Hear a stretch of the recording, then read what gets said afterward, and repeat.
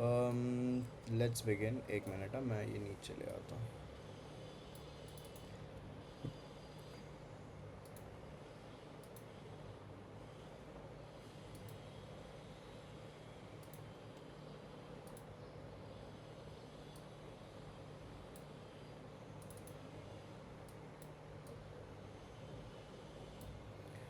Okay Arushi, और camera is on but it's disabled शायद, तो वो आप दिख नहीं रहे हो। ठीक है, Oh, turn it on properly. yeah. Let us talk about section A first. तो फर्स्ट 20 क्वेश्चंस में किसी क्वेश्चन में डाउट है या किसी का गलत हो गया हो कोई क्वेश्चन सेक्शन ए में? सेक्शन ए में गलती तो हुई होगी, और अगर गलती हुई है तो was it a silly mistake? If yes then, अगर आपको वो समझ आ चुका है देन लीव इट। बट अगर आपको कोई क्वेश्चन समझ नहीं है कि करना कैसे था तो please let me no.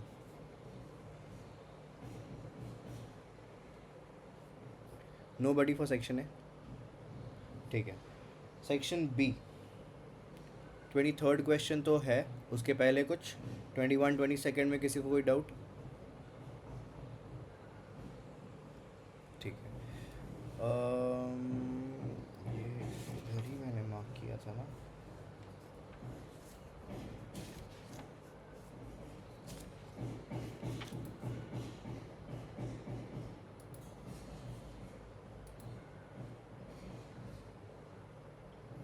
Okay, tablet पे था।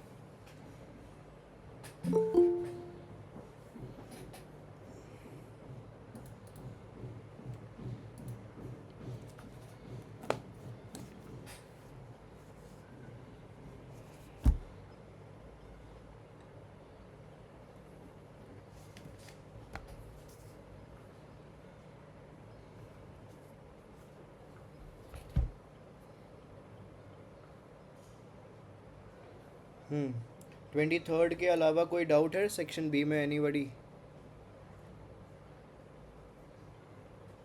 Keep your question papers open. ठीक है, क्वेश्चन पेपर ओपन रखना। मैं भी ओपन कर लेता हूँ।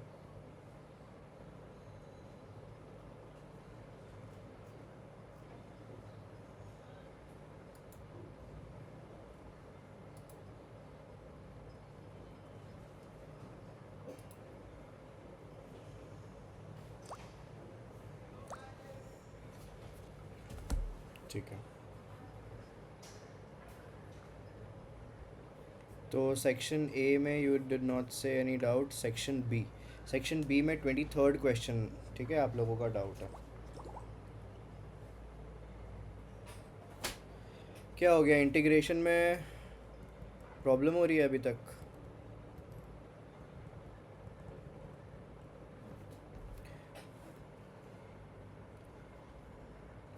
Question number 23, the question says you have to integrate 1 upon root x plus a plus root x plus b, correct, dx। अब अगर आप ध्यान से इस क्वेश्चन को देखोगे तो इरेशनल टर्म्स है डिनोमिनेटर में।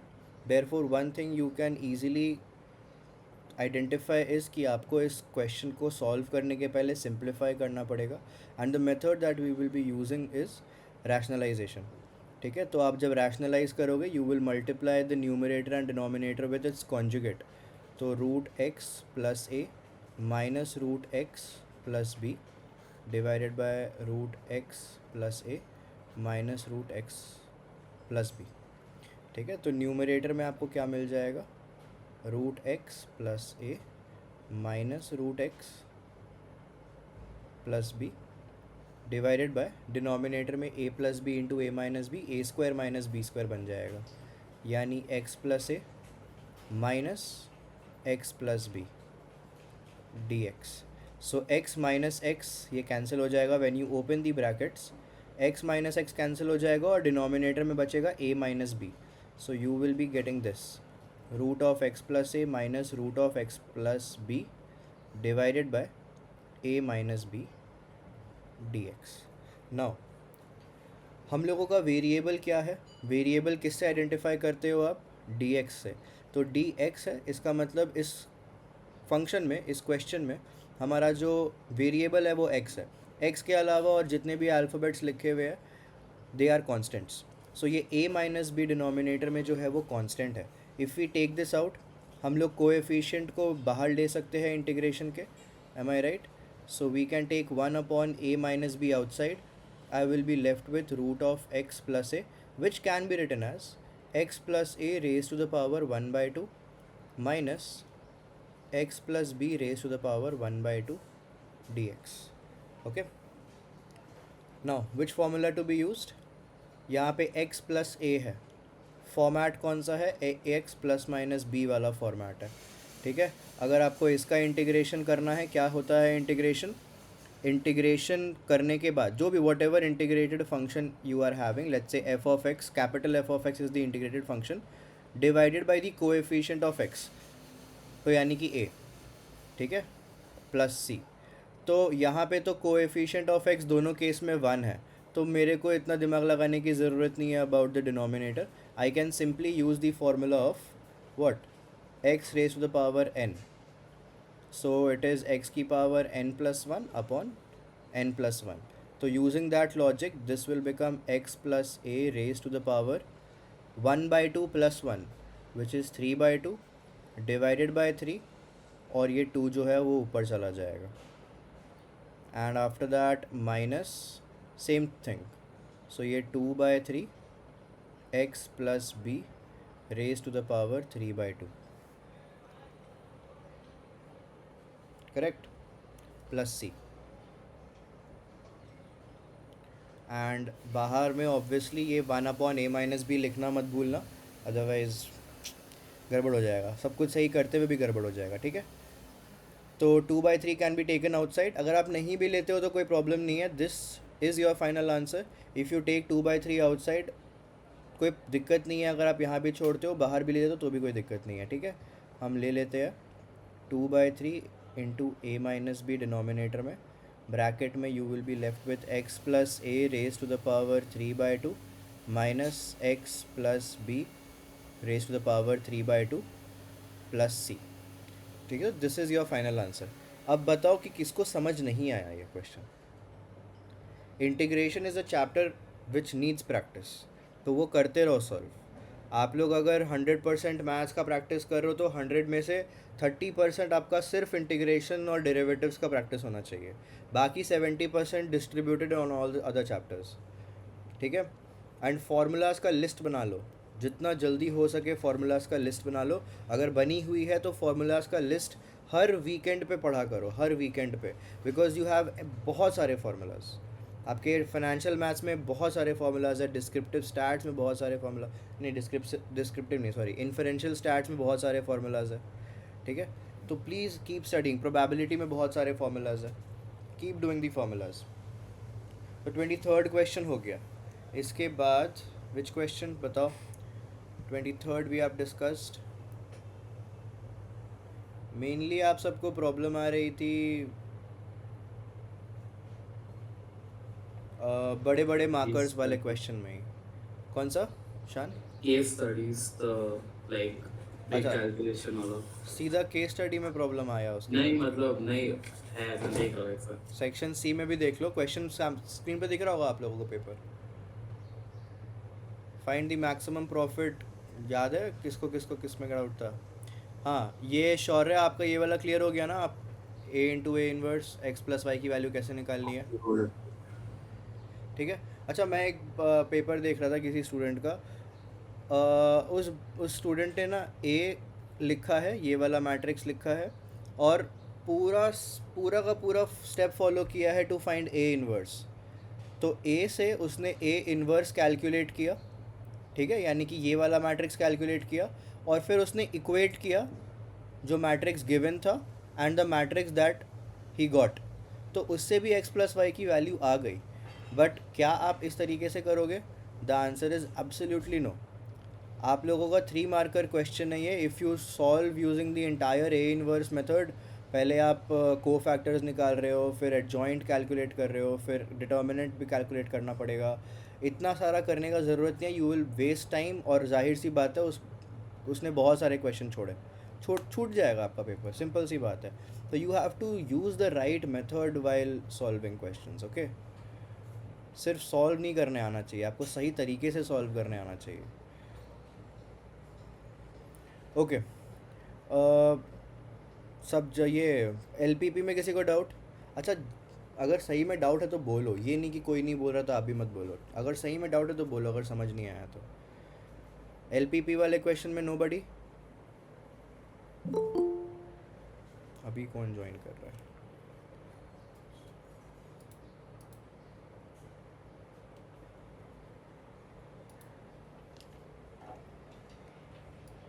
ठीक है.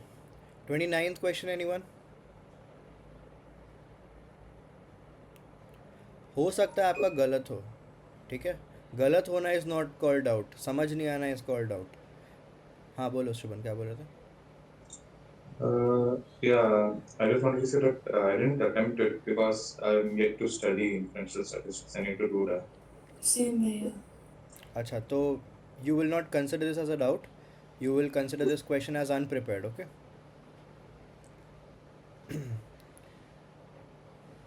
What sample size is use, formulas वाला गेम है इन्फरेंशियल स्टैट्स में.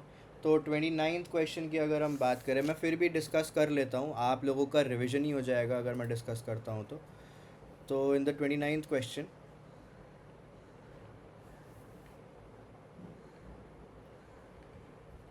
हमें सैम्पल साइज़ ए पार्ट में कैलकुलेट करने को बोला गया है और बी पार्ट में नल हाइपोथेसिस वेरीफाई करने के लिए बोला गया है. नहीं, वो एडवर्टाइजिंग कैंपेन सक्सेसफुल था कि नहीं था ये आइडेंटिफाई करने के लिए बोला गया है. So in the first question what all things do we have? 95%. मैं ए पार्ट सॉल्व कर रहा हूँ, ये हाइपोथेसिस टेस्टिंग वाला आप लोग कर लेना, ठीक है. दिस इज़ ईजी, इसलिए मैं बोल रहा हूँ. अगर डाउट होगा फिर भी तो बताना, we'll solve it again. A 95% confidence interval for a population mean was reported to be 151 to 249. तो ये क्या समझ आ रहा है इससे? 151 to 249 है, यानी इंटरवल दिया हुआ है मेरे पास. इंटरवल एस्टिमेशन वाला क्वेश्चन है. इफ़ पॉपुलेशन स्टैंडर्ड डिविएशन है ना, ये population standard deviation was sigma, population standard deviation 250. What sample size is used? ठीक है. सो इसकी वैल्यू 250 गिवन है और कॉन्फिडेंस लेवल मेरा 95% है एंड कॉन्फिडेंस इंटरवल दिया हुआ है मेरे जो 151 से 249. ओके, कॉन्फिडेंस इंटरवल दिया हुआ है 151 से 249. एक बार चलो अपने नोट से ही देखते हैं कि क्या क्या फार्मूलाज हम लोग यूज़ कर रहे हैं यहाँ पे. ओ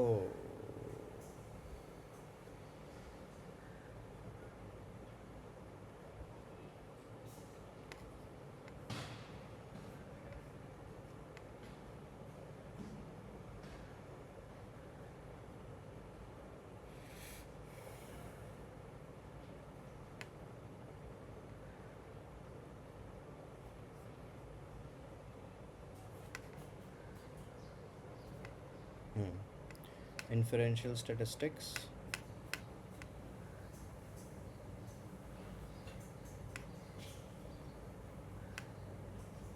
point estimation, interval estimation. ठीक है. सो इंटरवल एस्टिमेशन वाला क्वेश्चन है. We have the value of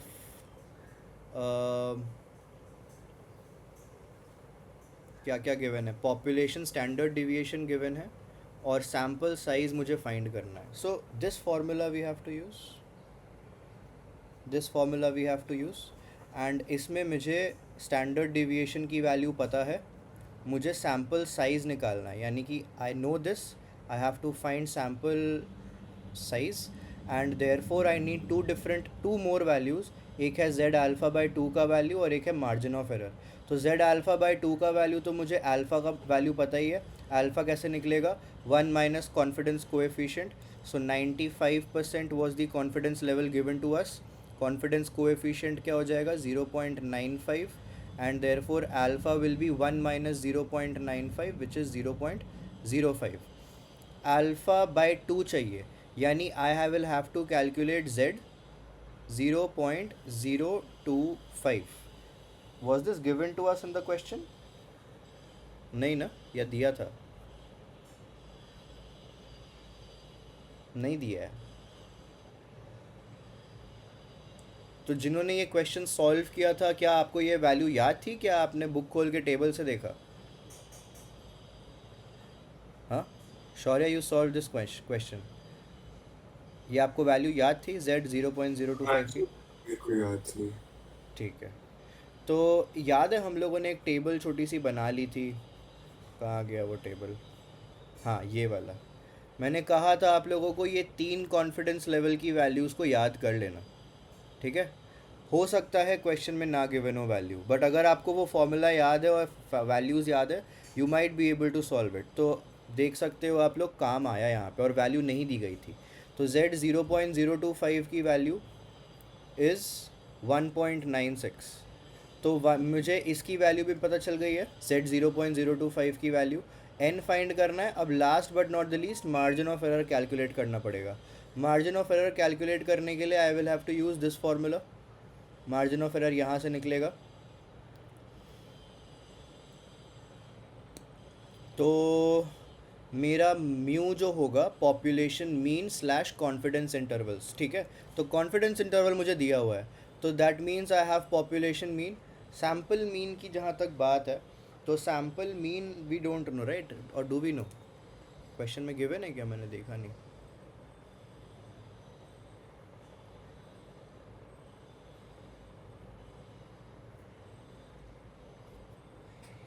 question में सैम्पल मीन नहीं दिया हुआ है, ठीक है? तो हम लोगों के पास 2 इक्वेशंस बन जाएगी, उसको सॉल्व करके निकालना पड़ेगा। तो व्हाट वील डू इज़, ये फार्मूलाज ध्यान में रखना, we will be using these formulas now to solve this question. तो मेरा फार्मूला था mu is equal to X bar plus minus margin of error. तो म्यू मेरा कॉन्फिडेंस इंटरवल होता है, तो 151 पहला X bar minus margin of error, ठीक है, and it will be 249 is equal to X bar plus margin of error, ठीक है? तो ये 2 इक्वेशंस बन गई। When you solve these 2 equations, equation number 1 and equation number 2, I am not concerned with sample mean, तो मैं sample mean को eliminate कर देता हूँ। तो लेट अस सब्ट्रैक्ट 151, तो मेरा twice of margin of error will be equal to 249 minus 151, which will be 8, and 24 minus 15 will be 9. So margin of error will be equal to 49, correct? Margin of error will be 49। तो अब ये निकलने के बाद हमारा formula क्या था, वो फॉर्मूला में अब आप डालोगे वैल्यू, तो z alpha by 2 margin of error z alpha by 2 into, and when you will put all the values in this, you will get root n is equal to 10 and n will be equal to 100 therefore. और sample size निकालना था आपको, so this is how we are getting it. okay, crux क्या है कि आपको formula याद होना चाहिए, और फार्मूला सबसे पहले अगर याद है ना, मैं तो बोलूँगा तुरंत आंसर स्टार्ट करने के पहले, बिफोर इवन राइटिंग और maybe after writing the given part, first of all write the formula, कि यहीं पे मुझे लिख लेना चाहिए था कि margin of error is equal to z alpha by 2 multiplied by ये standard deviation, population standard deviation divided by root n, ठीक है, रूट ऑफ सैम्पल साइज़। अगर आप ये सबसे पहले लिख लेते ना, तो आपके दिमाग को ये समझ आता था कि मुझे यहाँ पे n की वैल्यू फाइंड करनी है, ये मिसिंग है, ये गिवन है, तो देयरफॉर 2 वैल्यूज़ मुझे और फाइंड करनी पड़ेगी n की वैल्यू निकालने के पहले। Okay, then you can think in a structured manner. ये समझो इस बात को. तो फार्मूलाज इसीलिए आपके लिए इम्पॉर्टेंट है, ताकि आपको स्ट्रक्चर मिल सके कि कैसे मुझे अपने आंसर तक पहुंचना है, क्या क्या वैल्यूज़ मिसिंग है और किस ऑर्डर में मैं फाइंड कर सकता हूँ. अंडरस्टूड. हाइपोथेसिस टेस्टिंग में तो you can use any left lower tail upper tail या टू टेल्ड, और आपको बस टेस्ट करना होगा अगेन यूजिंग द टी. यहाँ पे टी का वैल्यू दिया हुआ है तो टी स्टेटिस्टिक आपको यूज़ करना पड़ेगा, टी टेस्ट. ओके. 30 और 31 में किसी को doubt? Probability distribution. Probability distribution सबको याद है ना? You have to find individual probabilities when X. भैया आई थिंक इसमें हम लोग ने बोला था कि आप ये कर रहे हो क्योंकि किसी ने भी ए नहीं किया था और सबने बी किया हुआ था. अच्छा ठीक है, सबने बी, तो बी में किसी को डाउट नहीं है, ए में डाउट है. अच्छा एक और चीज़, हाँ, वाइल आई एम स्क्रोलिंग, जैसे शान ने पॉइंट आउट कर दिया, पहले भी अगर किसी क्वेश्चन में आपने कोई ऑप्शन अटेम्प्ट किया है और दूसरे ऑप्शन को छोड़ दिया है और आपको समझ ही नहीं आ रहा है दूसरा वाला ऑप्शन, तो लेट मी नो कि कैसे सॉल्व, आप लोगों को क्यों नहीं समझ आ रहा है, क्या करना है. ठीक है.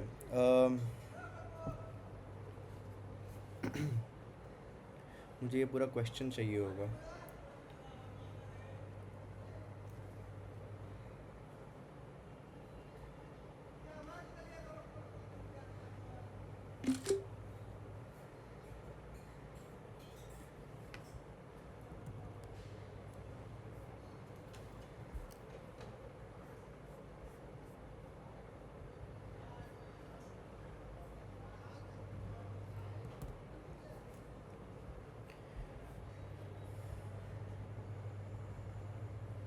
तो probability distribution of a random variable x is given to you as, okay, n is the constant value, also find ex square.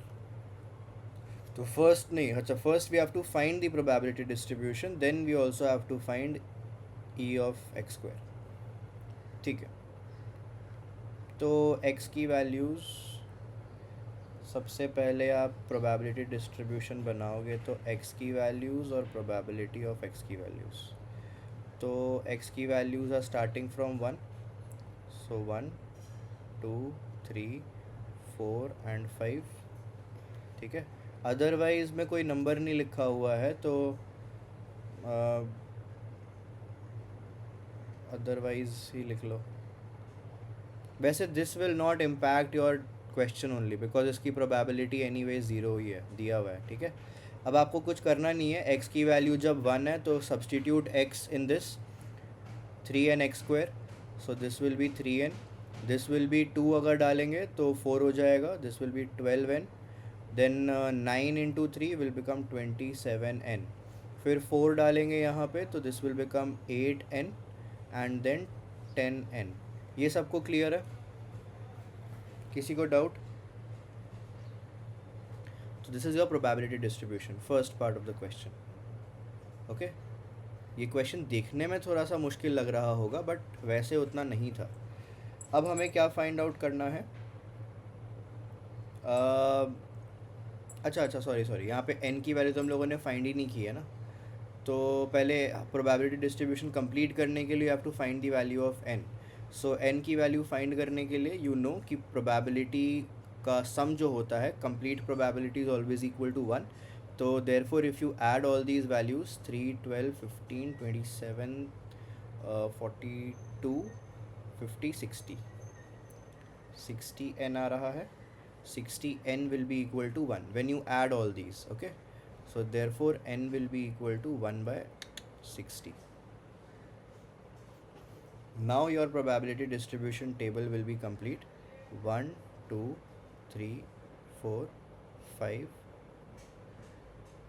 otherwise, and probability of x की values हो जाएगा 3 by 60 which is equal to 1 by 20, then 12 by 60 is 1 by 5, 27 by 60 will be 9 by 20, and 8 by 60 will be 4, 2 by 15 and 1 by 6 and 0. ठीक है, ये आपका probability distribution है, first part of the question. Clear है? Understood? Yes और no? अब हम लोगों को फाइंड करना है ई एक्स स्क्वायर। ई एक्स स्क्वायर आपका, what is E x square? Variance ना। ई ऑफ एक्स शायद होता है आपका mean, E of X square is variance, Expectation. Is Expectation. Expectation only. चलो ठीक है। So what is the formula for that? Anyone? किसी को याद है इसका formula?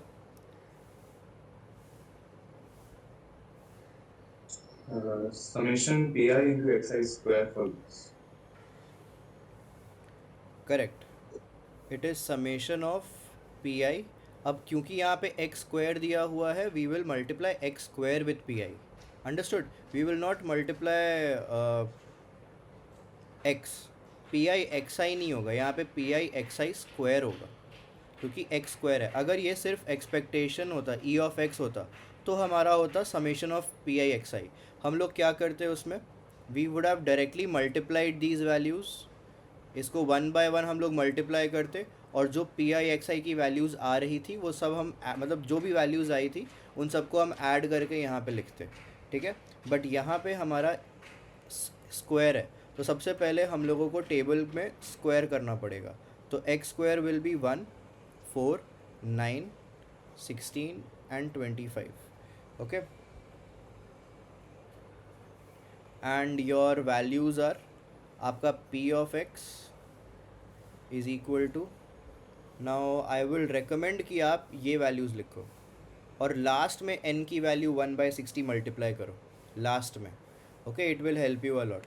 So 3n, 12n, 27, 8n, this is 3n, 12n, 27n, 8n and 10n, okay. Now you have to calculate pi xi square. So this will be 3n, 48n, 9 into 27, 180 plus 63, 243n हो जाएगा ना। Calculate करो please, check my calculation also. 180 plus 63, 243, फिर 80 into 48, 80 plus 48, 128n and 250n। Add करो इन सबको, बताओ what you are getting.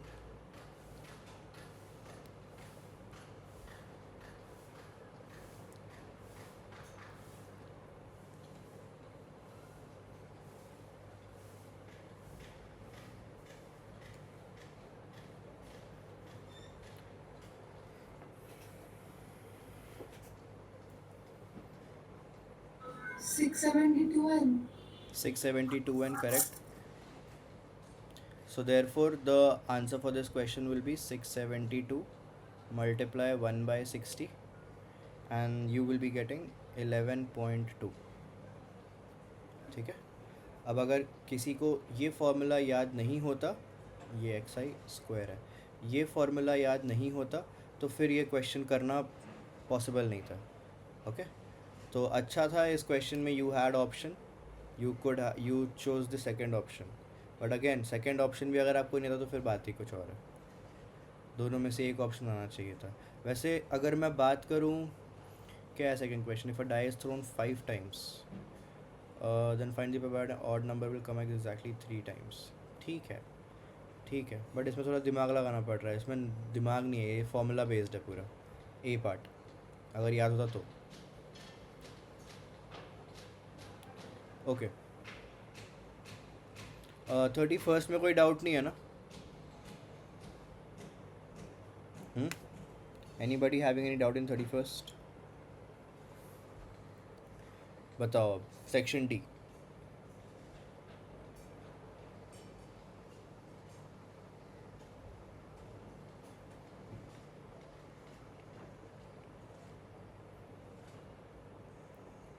Anybody in having doubt in section D?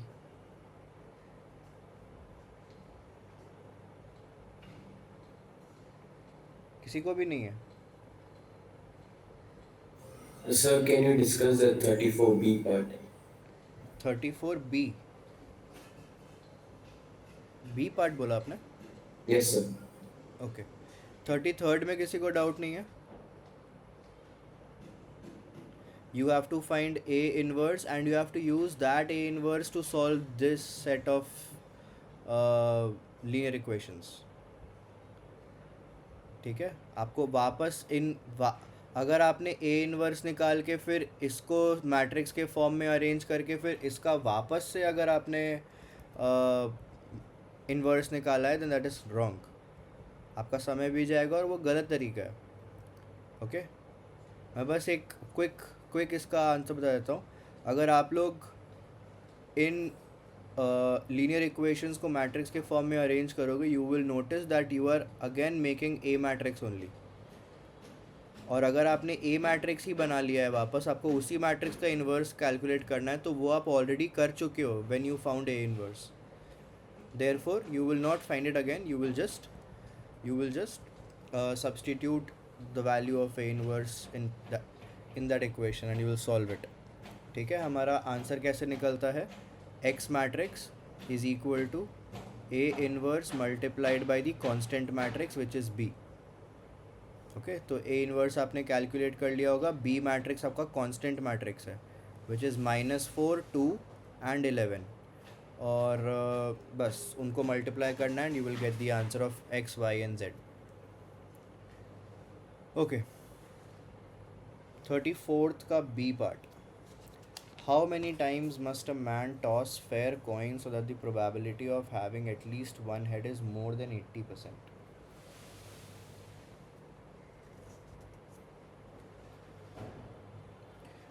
सबसे पहले तो ये सोचना है आपको कि इसमें मैं कौन सा कॉन्सेप्ट यूज़ करने वाला हूँ. इस क्वेश्चन में मैं कौन सा कॉन्सेप्ट यूज़ करने वाला हूँ? एनीवन?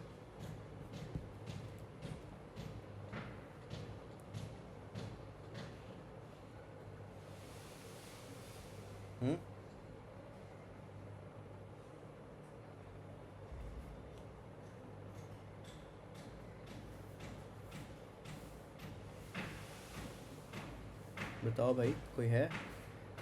किसी ने भी वो बी पार्ट नहीं किया क्या? किसी ने भी?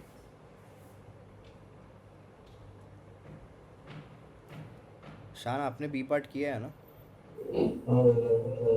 हेलो मैंने तो ऑलरेडी शॉर्ट में लिखा था तो मैंने उसको 2 मार्क्स से काटा था. आपने शॉर्ट में लिखा था. शॉर्ट में कुछ यूज़ तो किया होगा ना? हाँ मतलब मैंने तो बस P at least one head is equal to 1 minus P added no head करके फिर इसको सॉल्व कर दिया. ठीक है, फिर इसका एक्चुअल सोल्यूशन अब समझो. ठीक है, द क्वेश्चन इज, मैं एक बार वापस से क्वेश्चन पढ़ लूँ. How many times must a man toss a fair coin so that the probability of having at least one head. तो what I have to find probability of at least one head should be more than 80% या is more than 80%. तो more than 80%. और how many times the man should toss that coin. At least one head की probability more than 80%. तो my focus सबसे पहले is to find probability of at least one head. Correct, probability of at least one head. और मुझे n की value नहीं पता है तो यहाँ पे n की अगर वैल्यू अननोन है तो I don't know what is the value of n. मैं यहाँ पे प्रोबेबिलिटी डिस्ट्रीब्यूशन वगैरह वाला कॉन्सेप्ट तो यूज़ ही नहीं कर सकता. नॉर्मल कॉम्बिनेशंस भी यूज़ नहीं कर सकते. नॉर्मल हम लोग जो आउटकम्स लिखते हैं वो भी यूज़ नहीं कर सकते बिकॉज नंबर ऑफ कॉइन्स ही मुझे नहीं पता या नंबर ऑफ टॉसेस ही मुझे नहीं पता. ठीक है, सो बाइनोमियल प्रोबेबिलिटी का इस्तेमाल किया जा सकता है. बाइनोमियल डिस्ट्रीब्यूशन या बाइनोमियल प्रोबेबिलिटी डिस्ट्रीब्यूशन का इस्तेमाल किया जा सकता है. फॉर्मूला क्या कहता है मेरा?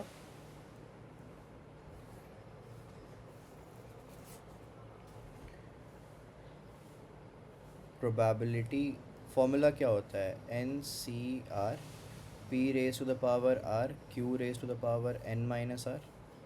M I right? Where P is the probability of success, यानी कि जो आपको इवेंट दिया हुआ है वो हैपनिंग, तो यहाँ पे मेरा इवेंट है हेड, तो हेड आने की प्रोबेबिलिटी क्या होती है in one toss of a coin, it is 1/2, and therefore q will be 1 minus p which will again be 1/2. ठीक है, तो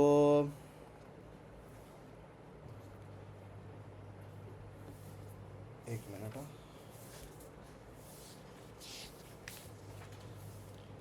How many times must a man toss a fair coin? At least one head is more than 80%.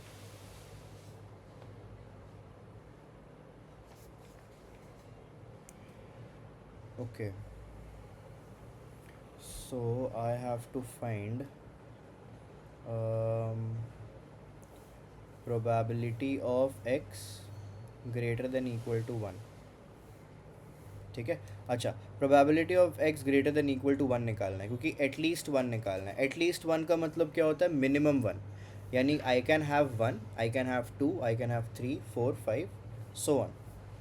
तो I can have probability 1 head, I can have probability of getting 2 heads, I can have probability of getting 3 heads, and so on, probability of getting n heads. But this is impractical to solve. Okay, therefore एक और तरीका क्या होता है, आप total probability अगर मैं इन सब को ऐड कर दूं और इसमें प्रोबेबिलिटी ऑफ ज़ीरो को भी रखूं, तो इन सब का समेशन क्या आएगा? 1 आएगा. M I right? अगर मैं सब प्रोबेबिलिटीज़ को ऐड कर दूं तो टोटल प्रोबेबिलिटी का सम जो हमेशा 1 आता है. तो यहाँ पे प्रोबेबिलिटी ऑफ ज़ीरो फ़िलहाल नहीं है, तो if I take all these values on the right hand side, I can write this as 1 minus probability of zero. ये मैंने फार्मूला के फॉर्म में भी आप लोगों को लिखवाया है कि probability of at least 1 of something is always equal to 1 minus probability of zero. It is true for anything, not only coins, ये हर चीज़ के लिए ट्रू है. अगर आप कोई भी एटलीस्ट 1 आइटम उठा रहे हो, 1 माइनस प्रोबेबिलिटी ऑफ ज़ीरो से you can find the probability. तो यहाँ पे मेरा r का वैल्यू 0 हो गया. I have to now find 1 minus probability of 0. So 1 minus r is equal to 0 in my formula.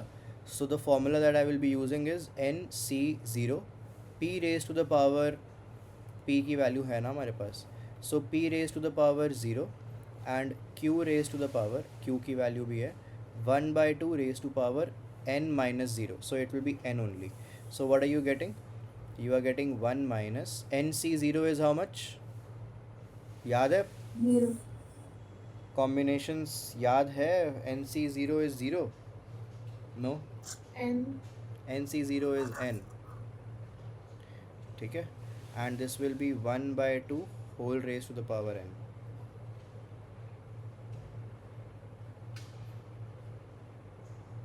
एक मिनट, आप भी गलत हो. Where we have zero only, right? Zero is one. NC0 is 1. n factorial upon n minus 0 factorial into 0 factorial. So you will be getting n factorial upon n factorial which is equal to 1. ठीक है, मैं भी confuse हो गया. So 1/2 whole raised to the power n. This is what we are getting for probability of at least one head. Okay, अब मुझे दिया गया है कि this should be greater than 80%. बस आपको अब n की वैल्यू फाइंड करनी है by putting it in this formula. It should be greater than 80%. So 80/100 you can write this as 4/5. Okay, अब इसको सॉल्व कर लोगे दक्षित. 1/2 को इस तरफ ले आओ, इसको यहाँ पे ले आओगे तो ये 1/5 हो जाएगा, greater than 1/2 whole raise to the power n. Now if you do reciprocal on both the sides, the inequality sign will change, so 5 will be less than 2 raised to the power n. तो अब आपको सोचना है n की value क्या हो सकती है. Where it should be minimum 3. It should be minimum 3, yes or no? क्योंकि 2 की power n should be greater than 5. 2 की पावर 2 4 होता है, which is wrong. So n should be greater than or equal to 3. Okay, so how many coins must be tossed? Minimum how many coins must be tossed? The answer is minimum 3 coins must be tossed to get at least heads की probability more than 80%. Dakshit clear है? Yes, sir. चलो,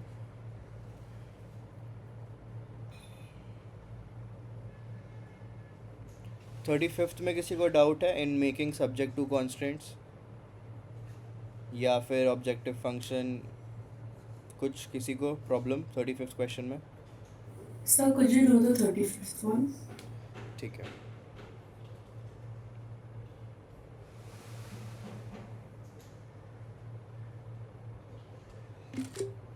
LPP practice कर लो, it is important, क्योंकि आप 5 marker में तो expect कर सकते हो LPP का question.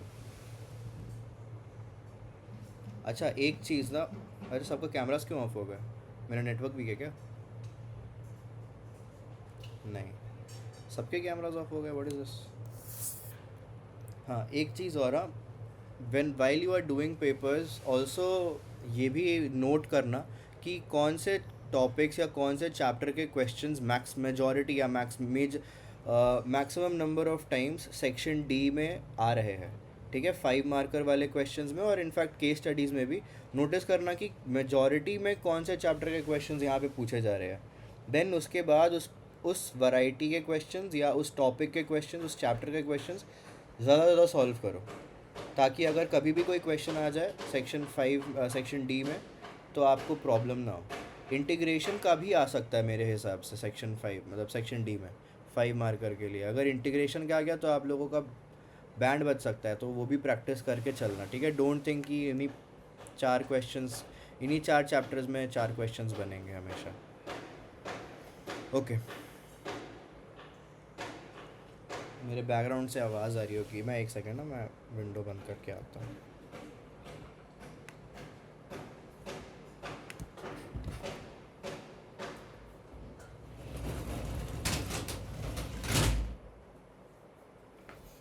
Okay. An aeroplane can carry a maximum of 200 passengers. A profit of 800 is made. ठीक है, we are talking about profit over here. तो जनरली प्रॉफिट मैक्सिमाइज करने का ही क्वेश्चन होना चाहिए। प्रॉफिट ऑफ 400 ऑन इकोनॉमी, तो x ले लो आप for executive class and y ले लो आप for economy class. Determine how many, what is the maximum profit. ठीक है ना, प्रॉफिट ही मैक्सिमाइज करना है। तो मेरा ऑब्जेक्टिव फंक्शन लिख लेते हैं सबसे पहले हम। z क्या हो जाएगा, 800 rupees on the executive class and 400 rupees on the economy class. तो ये मेरा प्रॉफिट फंक्शन हो गया और इसी को मैक्सिमाइज करना है, तो ऑब्जेक्टिव फंक्शन क्लियर है। डिटरमाइन हाउ मेनी टिकट्स, अच्छा ये एग्जीक्यूटिव और इकोनॉमी के क्या है, ये नंबर ऑफ टिकट्स है या नंबर ऑफ पैसेंजर्स है। ठीक है, ये चीज़ समझ के चलना कि ये x और y क्या है, x number of tickets of executive class, number of tickets या number of passengers in economy class. Okay, an aeroplane can carry maximum of 200 passengers. Okay, so number of total passengers कितने हो जाएंगे मेरे पास। अब subject to constants लिख लेते हैं फटाफट। सो सब्जेक्ट टू कॉन्स्टेंट्स में सबसे पहला सब्जेक्ट टू कॉन्स्टेंट क्या होगा, that total number of passengers are x plus y and it can carry maximum 200 passengers, यानी कि लेस दैन और इक्वल टू 200 होना चाहिए, क्योंकि 200 से ज़्यादा नहीं हो सकता। तो हमारा ये मैक्सिमम को आप क्या बोलते हो अदर वर्ड्स में, एटमोस्ट, एंड एटमोस्ट क्या होता है, less than equal to. Okay, the airline reserves at least 20 seats for executive class. तो एग्जीक्यूटिव क्लास इज x और एटलीस्ट 20 बोला गया है, यानी कि मिनिमम 20, तो x should be greater than equal to 20। Yes और नो? आरुषि क्लियर हो रहा है ना, समझ तो आ रहा है ना? हाँ। ठीक है, फिर उसके बाद बोल रहा है however at least 4 times as many passengers, 4 times as many passengers prefer to travel by economy class than by executive class. 4 times as many passengers prefer to travel by economy class than by executive class। तो 4 times किसको कर रहे हैं हम लोग, 4 times हम लोगों को करना पड़ेगा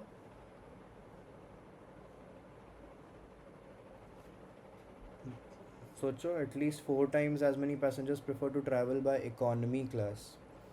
तो एक इक्वेट करना है तो हम लोगों को 4y करना पड़ेगा ना, will be equal to x, am I right? नहीं, 4x इक्वल टू वाई है, क्योंकि ओ अच्छा, एग्जीक्यूटिव क्लास मैंने x लिया हुआ है ना, हाँ। तो 4 इंटू एग्जीक्यूटिव यानी कि x y के इक्वल, ठीक है। So this will be y which is the economy class should be greater than और equal to, greater than equal to होगा ना, एटलीस्ट बोला गया है, हाँ, एटलीस्ट मतलब greater than equal to 4x, 4 into executive class, ठीक है। तो अगर मुझे इसको फाइंड करना है तो y minus 4x greater than equal to 0, तो ये मेरा एक इनइक्वेशन, ये मेरा एक इनइक्वेशन, और ये एक और मेरा इनइक्वेशन, एंड और तो कुछ नहीं दिया हुआ है, तो मेरा लास्ट होगा x comma y greater than equal to 0, ठीक है। ये एक inequation. So 1 2 3 4 subject to constants है, इसको यूज़ करके आपको ग्राफ बनाना पड़ेगा, एंड उसके बाद कॉर्नर पॉइंट्स, बाकी सब सेम ही है। कॉर्नर पॉइंट्स फाइंड करके put it in the objective function and see कि कौन से पॉइंट पे मैक्सिमम प्रॉफिट हो रहा है। ओके। ओके चलो, तो सेक्शन डी भी हो गया। अब बताओ 36 में भी शायद कुछ प्रॉब्लम हुई थी ना किसी को, तो थर्ड पार्ट में, थर्ड क्वेश्चन में 36 के, वाइल वी वर डिस्कसिंग, नहीं था किसी को डाउट? हाँ, मेरे को रॉन्ग आंसर आया था। Of third part, 36 third part. Of कौन सा, ए या B? B. B, okay. Pipe A and B can fill it in 5 and 10 hours, while pipe C can empty in 30 hours. ठीक है।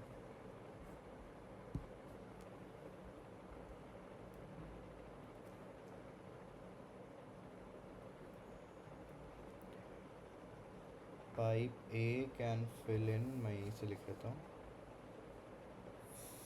5 hours, pipe B in 10 hours, and pipe C can empty in 30 hours. तो pipe सी मेरा outlet pipe है, okay, ये empty कर रहा है। तो क्वेश्चन क्या था? If the tap A is opened partially in such a way that it's efficiency of filling the cistern becomes half,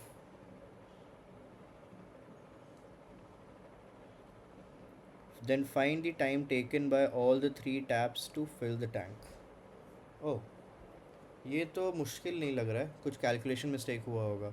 तो 1/5 is the efficiency of A pipe, 1/10 is the efficiency of B pipe, and -1/30 is the efficiency of C pipe, ठीक है।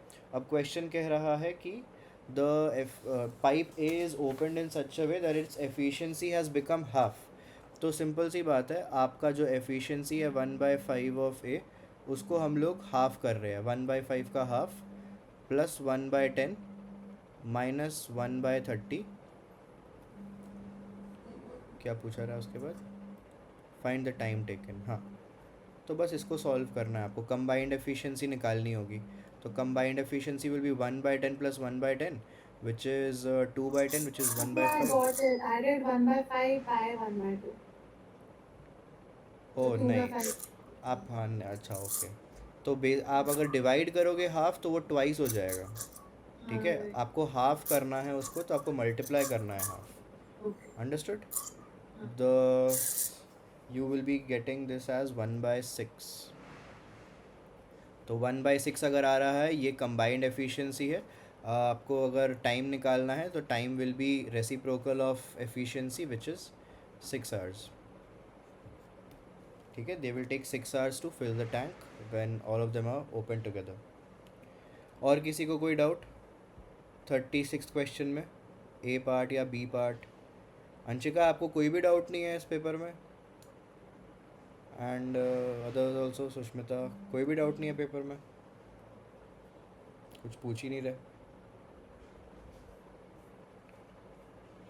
चलो 37 and 38 भी बता दो। 37 and 38 तो I think is only formula based. अगर आप लोग नहीं कर पाए हो तो वो कैलकुलेशन मिस्टेक होगा या आपको फार्मूला याद नहीं होगा। और इसके अलावा कुछ क्वेश्चन समझने में प्रॉब्लम आई तो वो बताओ। 37 का सेकंड पार्ट किस फॉर्मूला से करना है? 37 का सेकेंड पार्ट, 37 का ये फाइंड द प्रिंसिपल। हाँ, find the principal paid by. Hello, हाँ, in the 150th installment. Okay ठीक है। कौन से फॉर्मूला से करना है? Mister Sharma has taken loan of 30 lakhs, है ना, 30 lakhs फ्रॉम PNB एट 7.5%। आपको EMI फाइंड करना है और find the principal paid by him in 150th installment. ठीक है, तो ये मैं आपको सीधा नोट्स पे ही ले जाता हूँ कि कौन से फॉर्मूला से करना है।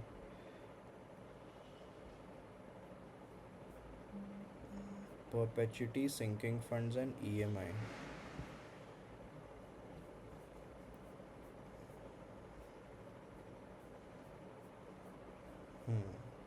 ये फॉर्मूलाज थे हमारे।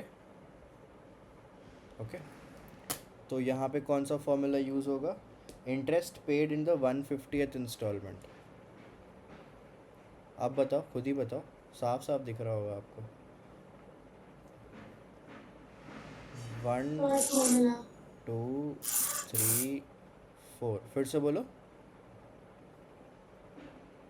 Third formula. Third formula, principal paid in the 150th। तो उसके लिए आपको पहले EMI निकालना पड़ेगा और interest paid in kth period निकालना पड़ेगा। ठीक है, सही है आपका। Final answer will be given by the third formula, principal paid in the 150th month. Okay, but EMI आप निकाल चुके हो फर्स्ट पार्ट में, आपको इंटरेस्ट पेड इन 150th मंथ निकालना पड़ेगा। यानी कि आपको यहाँ पे सेकंड फार्मूला का भी यूज़ आने वाला है, इंटरेस्ट पेड इन 150th मंथ। ये अभी आप वापस लिख रहे हो, आपके नोट्स में लिखा हुआ नहीं है क्या? है, लेकिन वापस लिख रहे हो। ठीक है, समझ गए सब लोग? मैं फिर से स्ट्रेस डाल रहा हूँ इस बात पे कि आपका ऑलमोस्ट 60% जो सिलेबस है वो फार्मूला के ऊपर डिपेंडेंट है। अगर आप लोगों को फार्मूलाज याद है, you are in a good spot. फिर आपको सिर्फ अपने कैलकुलेशंस पे ध्यान देना होगा। बट अगर आपको फार्मूला ही याद नहीं है तो फिर तो बात ही चली गई आपकी। फिर कुछ भी कर लो, आंसर कहाँ कैसे निकालोगे? ठीक है, तो कॉमन टाइप्स ऑफ मिस्टेक्स जो आप लोग कर रहे हो और कर सकते हो, इसका आप लोग प्लीज़ ध्यान रखिएगा। अभी आपका पेपर आने वाला है। एंड ये भी बता दो कि आप लोग आज, कल, परसों, तरसों में पेपर देने का प्लान किए हो कि नहीं। एक और पेपर दे सकते हो, आज भी दे सकते हो इफ़ यू वांट, कल भी दे सकते हो if you want. Saturday Sunday I will not recommend because आपका अकाउंट्स है मंडे को। तो आई वुड रिकमेंड कि आप आज कल में ही एक पेपर दे दो। ठीक है, we will not have any class on Saturday Sunday for discussion और anything. We will not have any class. चलो ठीक है, बस गिव अ पेपर, उससे आपका एक प्रैक्टिस हो जाएगा। अगर आप पेपर आज अगर नहीं दोगे ना, तो मैं जानता हूँ वो 3 घंटे छोड़ो, फिर आपका मैथ्स ही नहीं करोगे आप सिर्फ एक ही सब्जेक्ट पकड़ के बैठ जाओगे, वो है अकाउंट्स। वो गलत होगा। इसीलिए एक पेपर कर लो, उससे एटलीस्ट आपका प्रैक्टिस हो जाएगा। This is my humble request to all of you. ठीक है, और पेपर जब आप लोग कर रहे हो, कुछ कुछ चीज़ों का ध्यान रखना। एक है रीड क्वेश्चन प्रॉपर्ली। ये सबसे पहला स्टेप होता है, बिकॉज अगर आपने क्वेश्चन ही ढंग से नहीं पढ़ा, आपने उसको अलग इंटरप्रेट कर लिया तो फिर बात ही गई। उसके बाद कॉपी द क्वेश्चन प्रॉपर्ली। आप जो भी डेटा दिया हुआ है क्वेश्चन में, अगर आप उसको लिखने में गलती करते हो, चाहे वैल्यू हो चाहे साइन हो, अगर आपने एक साइन भी गलत लिख दिया तो आप कितना भी सही करो उस क्वेश्चन को, you will not get full marks और you will not get marks at all, क्योंकि आपका हर स्टेप गलत होगा आपका, क्योंकि स्टार्टिंग पॉइंट ही गलत था। ठीक है, तो ये आपके लिए सबसे मेजर पॉइंट बन जाता है, कॉपी द क्वेश्चन प्रॉपर्ली। ठीक है, ऑब्वियसली उसके बाद यूज़ द राइट फार्मूला। ये स्टेप तभी पॉसिबल है अगर आपको फार्मूला याद है। तो सबसे पहले तो लर्न ऑल द फॉर्मूलाज. अगर फॉर्मूलाज याद ही नहीं है तो फिर ये पॉइंट का कोई मतलब ही नहीं है. Okay. And be careful in calculations.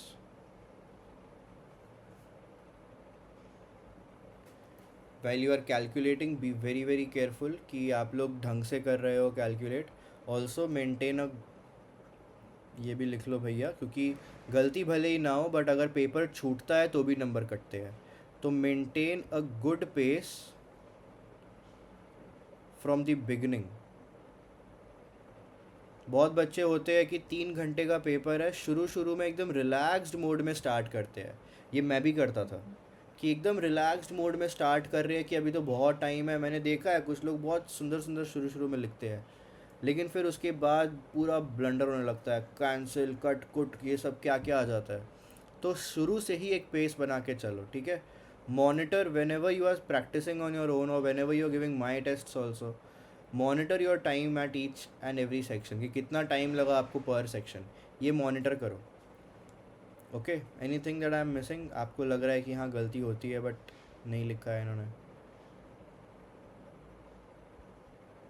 बाकी सिली मिस्टेक्स तो वो तो अंडरस्टूड है, सिली मिस्टेक्स अवॉइड करो. कैलकुलेशन में सिली मिस्टेक्स होती है. क्वेश्चन गलत कॉपी करना is also a silly mistake only. ठीक है. बस I think these are the 4-5 top points जो आप लोगों को पेपर के टाइम पे, सिर्फ मैथ्स नहीं, मुझे लगता है हर पेपर के टाइम पे ध्यान देना चाहिए, चाहे वो अकाउंट्स हो, बीएसटी हो, इको हो, कुछ भी हो. ठीक है. आपको ये सारे पॉइंट्स अपने दिमाग में रखने चाहिए before giving a paper. And keep practicing. और कुछ मैं नहीं बोलूँगा. आप लोगों को पेपर देना है, येस और नो? रेज योर हैंड्स जो पेपर देना चाहते हैं.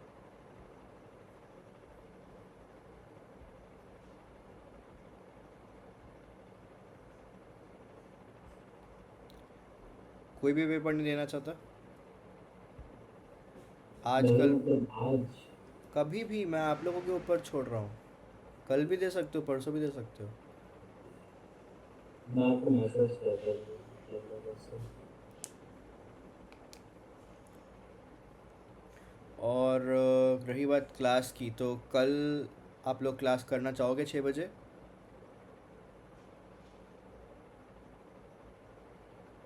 चलेगा कल 6 बजे? Sir, tomorrow I have accounts. ठीक है. अगर एक ही स्टूडेंट है सिर्फ और बाकी सब रेडी है तो we can have a class tomorrow. Where I have accounts class. Even I can't. तो सैटरडे को तो आप लोग वैसे भी नहीं करोगे. करोगे सैटरडे को 8 बजे, 8:15 जो हमारा रेगुलर टाइम होता है. बाकी लोग फिर ये मत बोलना कि भैया मेरे को लास्ट मोमेंट में बहुत लोगों के मैसेज आते हैं कि I am studying for accounts, I will not join, I have this exam, I will not join. ये मत करना. फिर अगर बोल रहे हो आगे तो फिर आना. ठीक है. What we'll be doing, we'll be practicing, nothing else. Integration practice कर लेंगे, कैलकुलस प्रैक्टिस कर लेंगे. इम्पॉर्टेंट है कैलकुलस. We'll practice that. और पेपर आप में से कोई नहीं दे रहा है फिर. ओके. मतलब अगर आप लोग देना चाहो अगेन आप लोग मुझे पर्सनली मैसेज कर सकते हो. बाकी जो नहीं देना चाहता है वो ना दे, कोई दिक्कत नहीं है. आपके एग्ज़ाम्स के बाद फिर होगा पेपर अब नेक्स्ट. आप अगर बीच में प्रैक्टिस नहीं कर रहे हो मैथ्स, आपके बहुत सारे फार्मूलाज और कॉन्सेप्ट्स दिमाग से जा सकते हैं. अगर आप प्रैक्टिस नहीं कर पा रहे हो कोई दिक्कत नहीं है, at least make sure to revise कभी कभी या डेली बेसिस पे. अगर आधे आधे घंटे भी आप रिवीजन कर ले रहे हो बस हर कॉन्सेप्ट का, दैट इज़ ऑल्सो फाइन. अगर फार्मूलाज का भी रिवीजन कर ले that is also fine. But करना, छोड़ना मत, एकदम ज़ीरो मत कर देना कि देख भी नहीं रहे हो क्वेश्चन, सॉल्व भी नहीं कर रहे हो क्वेश्चन, कुछ नहीं कर रहे हो. ये मत करना. चलो ठीक है. We'll stop over here. Thank you so much everyone. I will see you all in the next class. Bye bye.